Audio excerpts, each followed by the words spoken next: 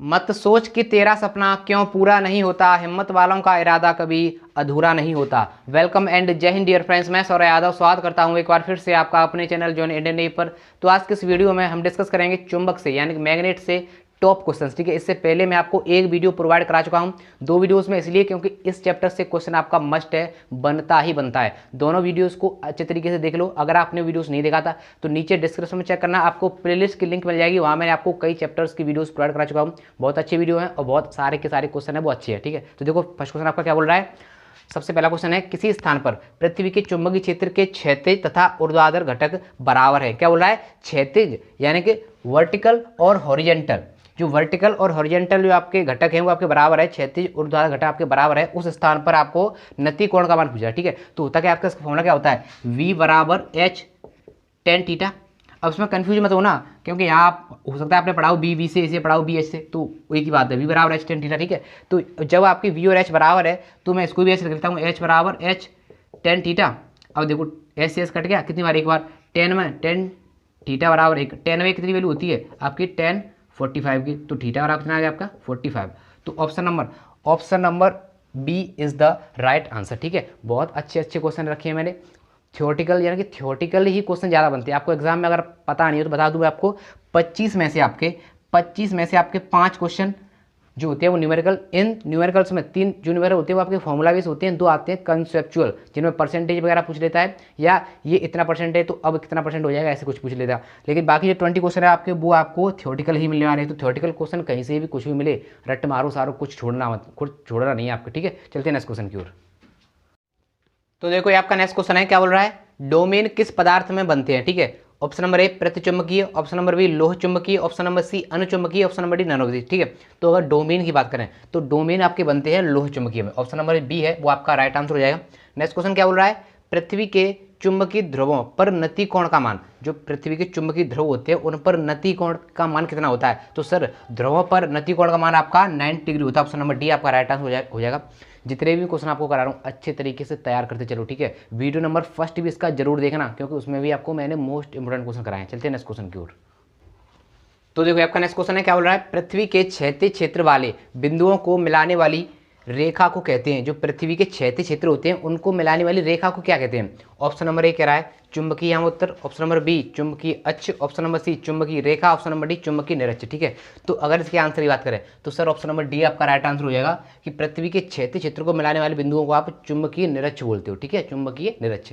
Next question क्या बोल रहा है, चुंबकीय यामोत्तर और भूगोलिक यामोत्तर के बीच के कोण को कहते हैं, जो चुंबकीय यामोत्तर होता है और भूगोलिक यामोत्तर होता है उनके बीच जो कोण बनता है उसको क्या बोलते हो, उसके बोलते हैं क्या, नति कोण, दिक्पात कोण, ध्रुवण कोण या क्रांति कोण। तो अगर इसके आंसर की बात करें तो चुंबकीय यामोत्तर और भौगोलिक यामोत्तर के मध्य बने कोण को आप दिक्पात कोण बोलते हो। एक्चुअल में दिक्पात कोण की आपकी डेफिनेशन यही होती है कि चुंबकीय यामोत्तर और भौगोलिक यामोत्तर के मध्य बने कोण को क्या बोलते हैं, दिक्पात कोण। ठीक है, तो देखो ये मोस्ट इंपोर्टेंट क्वेश्चन सारे के सारे। ठीक है, चलते हैं नेक्स्ट क्वेश्चन की ओर। तो देखो आपका नेक्स्ट क्वेश्चन है, क्या बोल रहा है, पृथ्वी के चुंबकीय क्षेत्र का क्षैतिज घटक सभी स्थानों पर होता है अतिरिक्त, यानी कि ये बताना है आपको किस स्थान पर नहीं होता है। सभी स्थानों पर तो होता है लेकिन किस स्थान पर नहीं होता है, वही इसका मतलब है। क्वेश्चन की देखो लैंग्वेज समझो, पृथ्वी के चुंबकीय क्षेत्र का क्षैतिज घटक सभी स्थानों पर होता है अतिरिक्त, यानी अतिरिक्त मतलब छोड़कर, किसे छोड़कर सभी स्थानों पर होता है। ऑप्शन नंबर ए है चुंबकीय निरक्ष के छोड़कर, चुंबकीय ध्रुवों को छोड़कर, 60 डिग्री अक्षांश पर या नॉनविद्युत। ठीक है, तो सर ऑब्वियसली बात है कि चुंबकीय ध्रुवों को छोड़कर जो क्षैतिज घटक होता है वो ध्रुवों पर नहीं हुआ ना, तो ऑप्शन नंबर जो बी है वही आपका राइट आंसर हो जाएगा, कि चुंबकीय क्षेत्र का जो क्षैतिज घटक होता है वो आपका चुंबकीय ध्रुवों पर नहीं होता है। ठीक है, नेक्स्ट क्वेश्चन क्या बोल रहा है, पृथ्वी के चुंबकीय क्षेत्र का ऊर्ध्वाधर घटक शून्य होता है। अब आपको ये बताना है कि ऊर्ध्वाधर घटक कहाँ शून्य होता है सर, तो चुंबकीय ध्रुवों पर होता है, भौगोलिक ध्रुवों पर होता है, प्रत्येक स्थान पर होता है, चुंबकीय निरक्ष पर होता है। ठीक है, देखो ध्रुवों पर है तो सीधी सीधी बात है सर, ऊर्ध्वाधर घटक वहाँ पर शून्य नहीं होगा, ऊर्ध्वाधर घटक शून्य नहीं होगा, ध्रुवों पर तो आपका क्षैतिज घटक शून्य होता है, लेकिन सर चुंबकीय निरक्ष पर, जो चुंबकीय निरक्ष है आपका, वहाँ पर आपका ऊर्ध्वाधर घटक भी शून्य होगा। ठीक है, चलते हैं नेक्स्ट क्वेश्चन की ओर। तो देखो आपका नेक्स्ट क्वेश्चन है, क्या बोल रहा है, चुंबकीय फ्लक्स का मात्रक। ठीक है, इंपॉर्टेंट क्वेश्चन है तभी आपको करा रहा हूँ।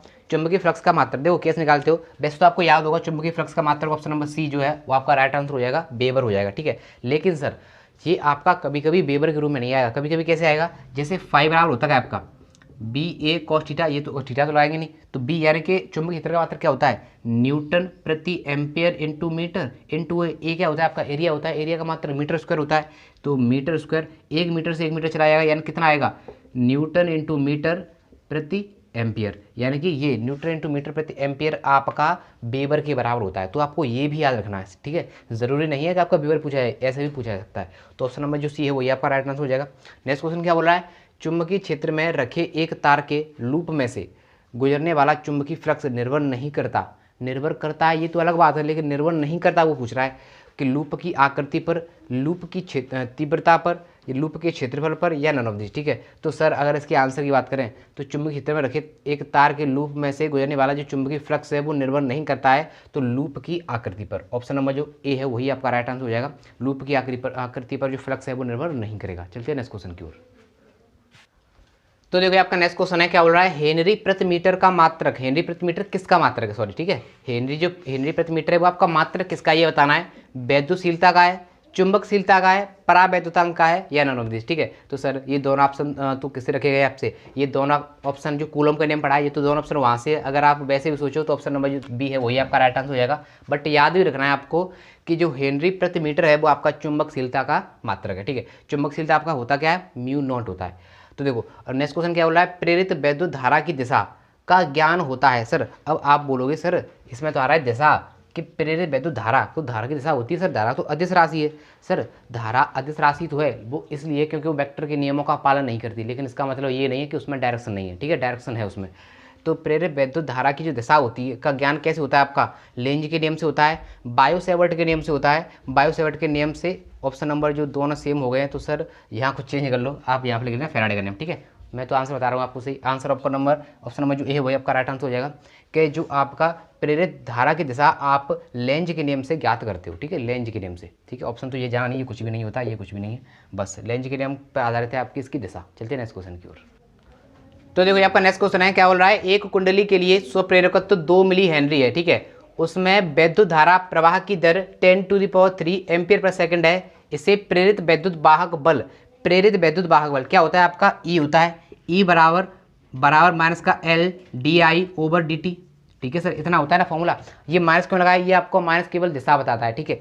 तो चलते हैं सर, एल क्या होता है आपका स्वप्रेरकत्व, तो कितना दिया हुआ है आपको 2 मिली हेनरी, तो 2 मिली हेनरी यानी कि 2 × 10⁻³ I/di/dt, यानी कि आपका देखो एम्पियर प्रति सेकंड, तो di/dt का मान है, मात्रक से समझो, एम्पियर प्रति सेकंड, तो di/dt का मान है कितना 10⁻3, तो 10⁻3, तो ये तो कट गया पूरा, कितना बचा आपको 2 वोल्ट, तो 2 वोल्ट आपका राइट आंसर हो जाएगा। कौन सा दिख रहा है आपको, 2 वोल्ट, ऑप्शन नंबर जो बी है वही आपका राइट आंसर हो जाएगा। नेक्स्ट क्वेश्चन आपको क्या बोल रहा है, प्रेरकत्व का मात्रक, प्रेरकत्व आपको मात्रक पूछ रहा है, ओम इंटू सेकंड, ओम प्रति सेकंड, सेकंड प्रति ओम, या नन ऑफ दिस, ठीक है। तो अगर प्रेरकत्व के मात्रक की बात करें तो ऑप्शन नंबर ए आपका राइट आंसर हो जाएगा, ओम इंटू सेकंड, ठीक है। सारे के सारे क्वेश्चन अच्छे हैं, बेस्ट हैं, और देखो मैं जितने भी चीज़ें आपको करा रहा हूँ अच्छी करा रहा हूँ, लेकिन उसके बाद भी आपको ऑनलाइन प्रैक्टिस करनी है। ऑनलाइन प्रैक्टिस के लिए आपको परीक्षा ऐप का लिंक इस वीडियो के डिस्क्रिप्शन में मिल जाएगा, तो जाकर वहाँ पर आपको टेस्ट परचेज करने हैं। जब टेस्ट परचेज करोगे तो एक कोड का ऑप्शन आएगा, इंडियन V50 यूज़ कर लेना, आपको 50% का डिस्काउंट मिल जाएगा सिर्फ सितंबर के लिए। अगर आप कभी परचेज करोगे तो इंडियन V50 यूज़ करना, आपको 40% का डिस्काउंट मिल जाएगा। उससे होगा क्या, उससे ये होगा आपको वहाँ पर air force X, air force Y, air force X Y, navy, WSR, MR सारी चीज़ों के प्रैक्टिस सेट मिलते हैं, जिसका भी आपको लगाना है वहाँ लगाओ। आपको आपकी रैंकिंग, सब्जेक्ट वाइज नंबर, सारी चीज़ें आपको डिटेल में पता चलेंगी, डिटेल सोल्यूशन मिलेगा आपको, हिंदी और इंग्लिश सारी चीज़ें आपकी वहाँ पर, जो आपको आपका स्टैंडमेंट पता चलेगा कि आप कहाँ खड़े कर, इस समय आप कहाँ खड़े हो, ठीक है। चलते हैं नेक्स्ट क्वेश्चन की ओर। तो देखिए आपका नेक्स्ट क्वेश्चन है, क्या बोल रहा है, √μ0/ε0 का आपको मात्रक पूछ रहा है, ठीक है। तो ऑप्शन नंबर क्वेश्चन नंबर 14 के अगर मात्रक आंसर की बात करें तो ऑप्शन नंबर जो सी है वही आपका राइट आंसर हो जाएगा। μ0/ε0 का जो मात्रक होता है वो आपका ओम होता है।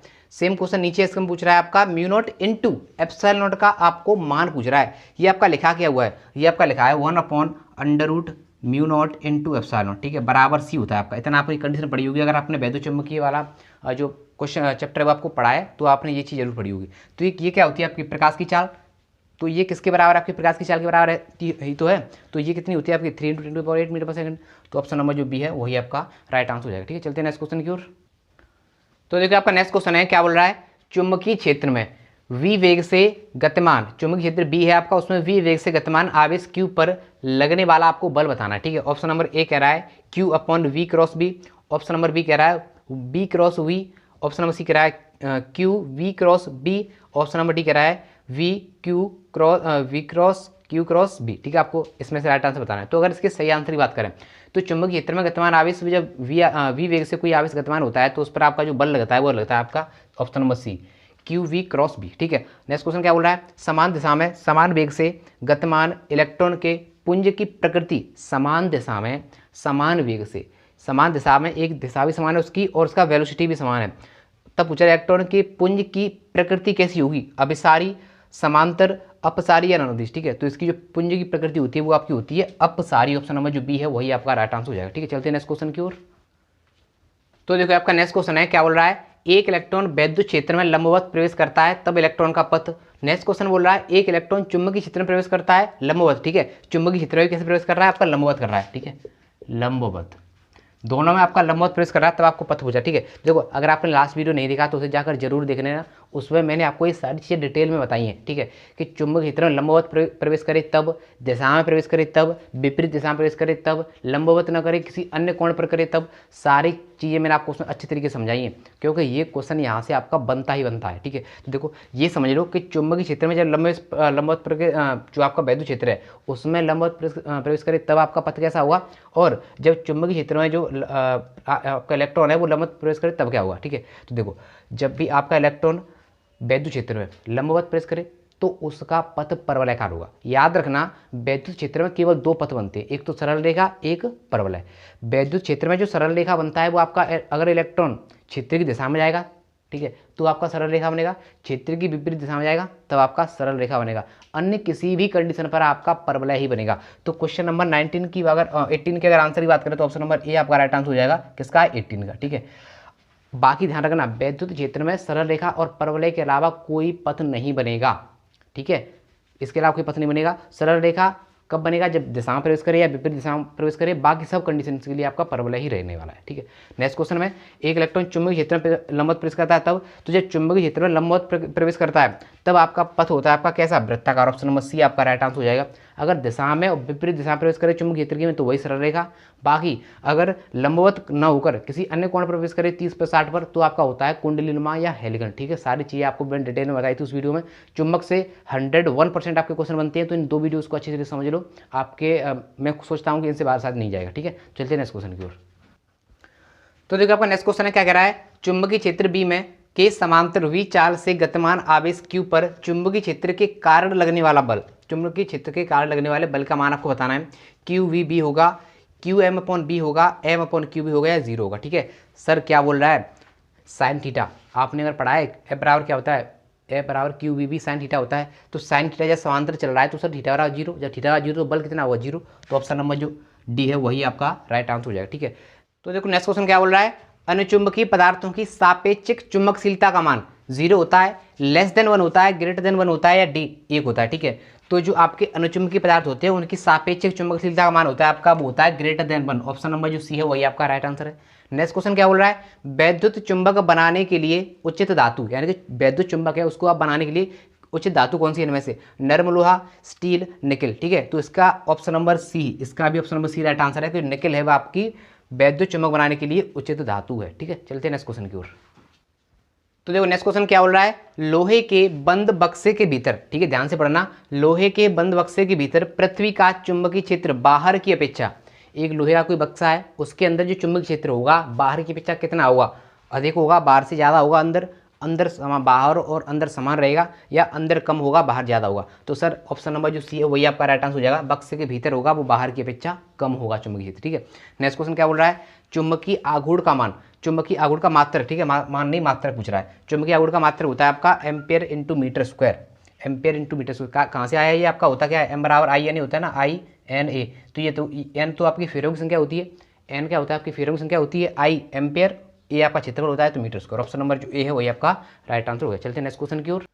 तो देखो ये आपका नेक्स्ट क्वेश्चन है, क्या बोल रहा है, एक तार में 35 एम्पीयर की धारा प्रवाहित हो रही है, तार से 20 सेंटीमीटर की दूरी पर चुंबकीय क्षेत्र आपको पूछा गया है। ठीक है, तो तार के लिए आपने एक फॉर्मूला पढ़ा होगा, अगर डेरिवेशन की है तो क्या होता है आपका तार के लिए, बी बराबर mu not I upon 2πr या 2πd पढ़ा हो सकता है आपने, ठीक है। तो म्यू नॉट यानी कि 4π इंटू 10⁻⁻⁷ इंटू आई, धारा कितनी है सर 35 है 35 अपॉन 2π इंटू आर कितना है आपका 20 सेंटीमीटर, मीटर बनाओगे 20 इंटू 10⁻⁻², इतना हो जाएगा। देखो 2 से 2π से ये कट गया 2 बार, 2 से आपका 20 कट गया 10 बार, ये पावर आपके ऊपर जाएगी तो कितनी हो जाएगी प्लस की हो जाएगी ना। और इससे अगर आप 10 से 35 में भाग जाओगे देखोगे कितना बच जाएगा 3.5, ठीक है, इंटू 10⁻⁷ ऊपर है, माइनस के 2 नीचे, ऊपर जाएगा प्लस का हो जाएगा कितना बचेगा 10⁻⁵ टेस्ला, ठीक है 3.5 10⁻⁵ टेस्ला। ऑप्शन नंबर जो बी है वही आपका राइट आंसर हो जाएगा, ठीक है। सारे के सारे क्वेश्चन अच्छे थे, दोनों वीडियोस को अच्छे तरीके से देख लेना, आपको डाउट नहीं रहेगा। और इसके बाद भी परीक्षा पर जाओ, वहाँ अच्छे तरीके से प्रैक्टिस करो, अपनी ऑनलाइन रैंकिंग जानो, सारी चीज़ों को आप वहाँ डिस्कस करो। उसके बाद भी हम आपके लिए एक ई बुक भी तैयार कर रहे हैं भाई, ई बुक भी तैयार कर रहे हैं, जल्दी ही वो आपके आगे आएगी, जिसमें मैं आपको फुल फिजिक्स का रिवीजन कराऊंगा, चैप्टर वाइज क्वेश्चन होंगे, वन लाइनर्स होंगे, MCQ सब कुछ होगा उसमें, ठीक है। तो मैं मिलूंगा आपको नेक्स्ट में, तब तक के लिए टेक केयर, बाय गाइस।